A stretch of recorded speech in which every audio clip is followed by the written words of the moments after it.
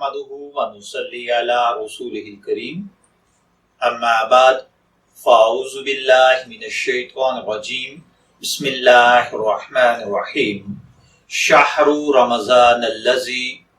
انزل فیہ القرآن ھدی للناس وبینات من الہدی والفرقان صدق اللہ العظیم۔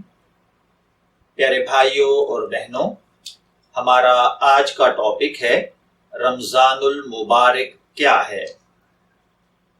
جو آیت کریمہ میں نے آپ کے سامنے پڑھی ہے، اس کا مفہوم ہے کہ وہ تھوڑے دن ماہ رمضان ہے جس میں قرآن پاک بھیجا گیا، جس کا ایک وصف یہ ہے کہ یہ لوگوں کے لیے ذریعہ ہدایت ہے، اور دوسرا وصف واضح الدلالت من جملہ ان کتب کے جو کہ ذریعہ ہدایت بھی ہیں اور حق و باطل میں فیصلہ کرنے والی بھی ہیں۔ دیکھیے، اس ماہ مبارک کو رمضان کیوں کہا جاتا ہے؟ پیارے بھائیوں اور بہنوں، یہ قمری مہینوں میں 9واں مہینہ ہے۔ اس کی وجہ تسمیہ یعنی اس کو رمضان کہنے کا مطلب حدیث مبارکہ میں یہ آیا ہے کہ یہ رمز سے مشتق ہے، اور رمز کے معنی لغات عربیہ میں جلا دینے کے ہیں، کیونکہ اس مہینے میں یہ خصوصیت ہے کہ مسلمانوں کو گناہوں سے پاک صاف کر دیتا ہے، بشرطے کہ مسلمان رمضان المبارک کا پورا احترام اور اس کے اعمال کا 100% اہتمام کریں۔ اس لیے اس کا نام رمضان رکھا گیا، یعنی گناہوں کو جلا کر ختم کر دینے والا۔ اور رمضان المبارک کو اللہ تعالی کا مہینہ بھی کہا جاتا ہے، کیونکہ حق تعالی سبحانہ و تعالی نے اس ماہ مبارک کی اپنی طرف ایک خاص نسبت فرمائی ہے۔ حدیث مبارکہ میں رمضان شہر اللہ، رمضان حق تعالی کا مہینہ ہے، اور یہ ظاہر ہے کہ ہر چیز میں نسبت کی وجہ سے منسوب جس کی طرف منسوب کی جاتی ہے وہ منسوب علیہ کی عظمت کے اثرات پیدا ہو جاتے ہیں۔ جب اس مہینے کو حق تعالی سبحانہ و تعالی نے اپنی طرف منسوب فرمایا تو اس خصوصی نسبت سے یہ معلوم ہو گیا کہ اس کو اللہ تعالیٰ کے ساتھ کوئی خاص نسبت، کوئی خاص تعلق ہے، جس کی وجہ سے یہ مبارک مہینہ دوسرے مہینوں سے ممتاز اور جدا ہے۔ یہی مطلب ہے اس ارشاد کا کہ رمضان اللہ تعالیٰ کا مہینہ ہے، ورنہ تمام مہینے ہی اللہ تعالیٰ کے ہیں۔ خصوصی تعلق سے مراد یہ ہوگا کہ حق تعالیٰ کی تجلیات خاصہ اس ماہ مبارک میں اس درجہ نازل ہوتی ہیں کہ جو دوسرے مہینوں میں اتنے کمال درجہ کے ساتھ نازل نہیں ہوتی۔ گویا موسلا دھار بارش کی طرح خصوصی تجلیات الہیہ اس مبارک مہینے کے اندر امت مسلمہ پر بلکہ کل انسانیت پر برستی ہیں۔ جنہیں حق تعالی نے بصیرت کی آنکھیں دی ہیں، وہ ان تجلیات کا مشاہدہ بھی کرتے ہیں، اس کے فیوز و برکات سے مستفید بھی ہوتے ہیں۔ البتہ وہ لوگ جن کے دل کی آنکھ بند ہوتی ہے، وہ اپنے باطن کو جو ہے وہ ان تجلیات سے دیکھنے سے قاصر رہتے ہیں۔ اسی طریقے سے اس رمضان المبارک کے اندر فرشتوں کی دعا کا بھی ایک خاص تذکرہ ہے۔ حضرت ابو سعید خدری رضی اللہ تعالی عنہ روایت کرتے ہیں کہ رسول کریم صلی اللہ علیہ وآلہ وسلم نے ارشاد فرمایا کہ جب رمضان المبارک کی پہلی رات ہوتی ہے تو آسمان کے دروازے کھول دیے جاتے ہیں۔ ان دروازوں میں سے کوئی دروازہ بھی رمضان شریف کی آخری رات تک بند نہیں کیا جاتا،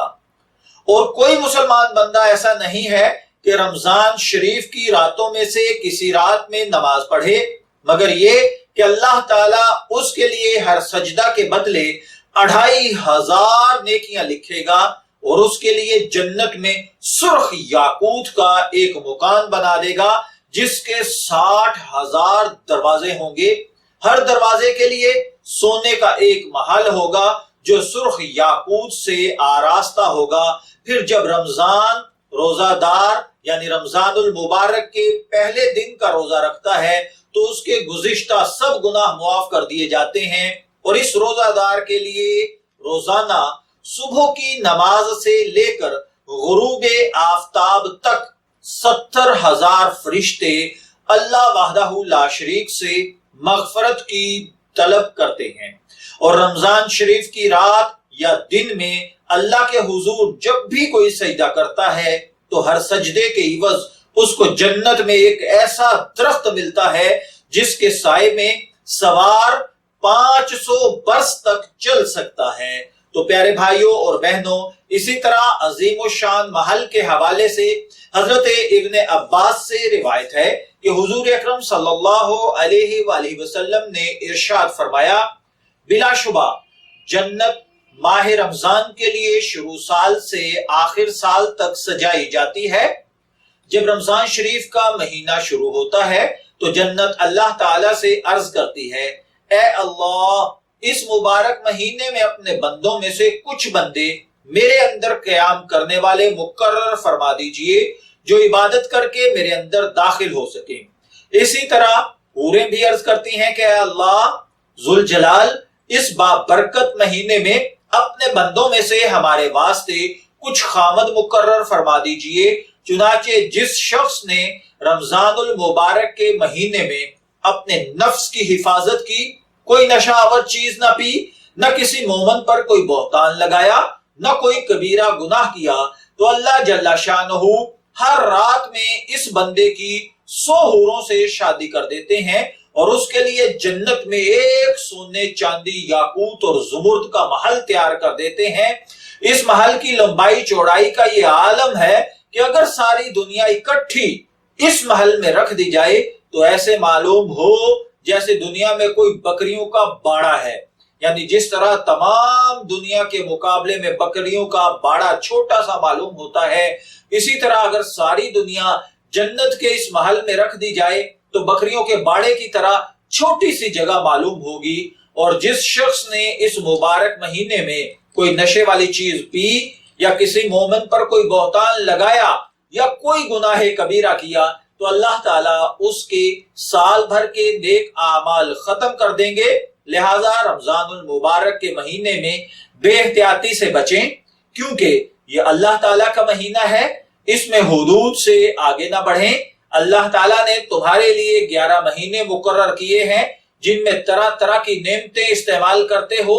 لذتیں حاصل کرتے ہو، اور اسی طریقے سے رمضان المبارک اللہ تعالیٰ نے اپنی عبادت کرنے کے لیے خاص فرما لیا ہے۔ لہٰذا رمضان المبارک کے مہینے میں بے احتیاطی سے گریز کریں، دل و جان سے اللہ کی اطاعت کریں۔ ہمیں ان باتوں پر اللہ تعالیٰ عمل کرنے کی توفیق عطا فرمائے۔ اجازت چاہیں گے، پھر ملیں گے کسی نئے ٹاپک کے ساتھ، تب تک کے لیے اللہ حافظ۔